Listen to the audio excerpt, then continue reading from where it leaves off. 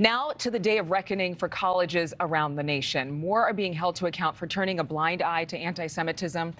And it's forcing many to consider whether diversity, equity, and inclusion programs, or DEI, have been more divisive than inclusive. Here's what Harvard professor emeritus Alan Dershowitz told us earlier this week.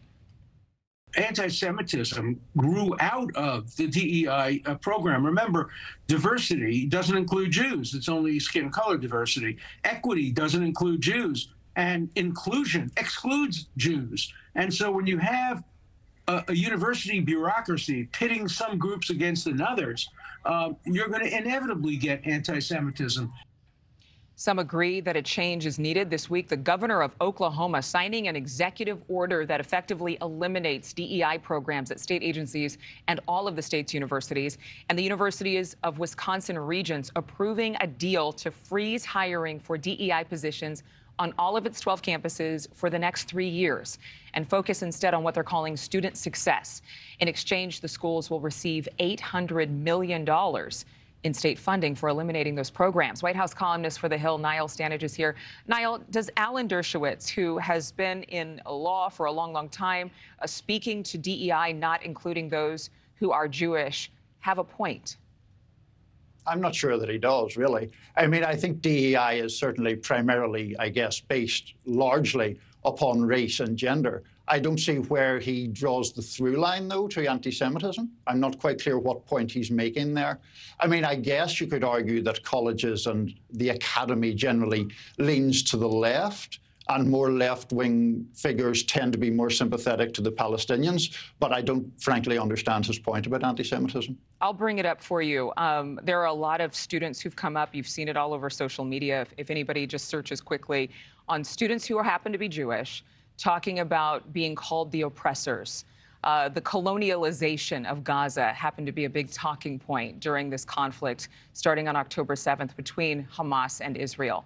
And there are a lot of students who have been facing outrage from pro-Palestinian supporters who say that because they're quote unquote white, they happen to be Jewish and European looking, possibly Arab, but European looking, that they're actually being, in some cases, targeted for more hate. I think that's what Alan's talking about. At least that's in part. So for a lot of people, including Republicans, this has been an issue for years.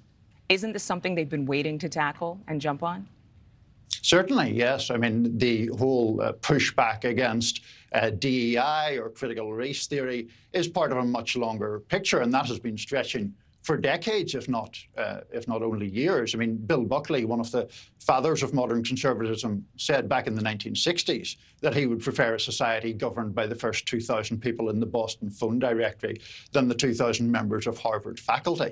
So certainly there has been conservative unease with the direction of academia for a very, very long time. And I think these pushes against DEI and CRT are probably part of that realm. On the Israeli question, I certainly don't think that individuals should be held responsible for their actions of their government. I also think the actions of all governments are open to valid criticism. Well, I think that, again, this comes back to the broader conversation that some conservatives are making and some Democrats are even speaking to now in the Jewish community, that DEI pits some students as the oppressors and others as the victims of that oppression, the oppressed. And so for a lot of people, they're making this case. Will this be a 2024 lightning rod come election time? I certainly think education writ large is a lightning rod, and it has become increasingly drawn into the culture wars, for sure.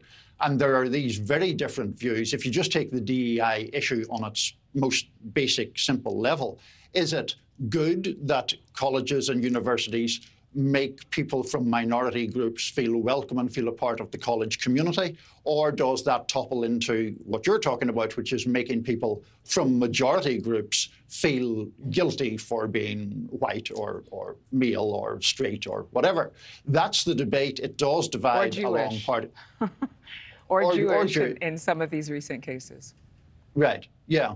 So, I mean, I think that there is an issue with that topic and how it feeds into the culture wars that we already are aware of. Yeah, it's a very complicated issue and it requires a long conversation, but obviously there are a lot of people upset that DEI programs are at risk. And there are also people upset trying to figure out where we go from here, whether it will be reinvented, and what the White House will say. Niall Stanage, thank you so much. Thank you for watching. Go to newsnationnow.com to find NewsNation on your television provider. And don't forget to click the red subscribe button below to get more of NewsNation's fact-driven, unbiased coverage.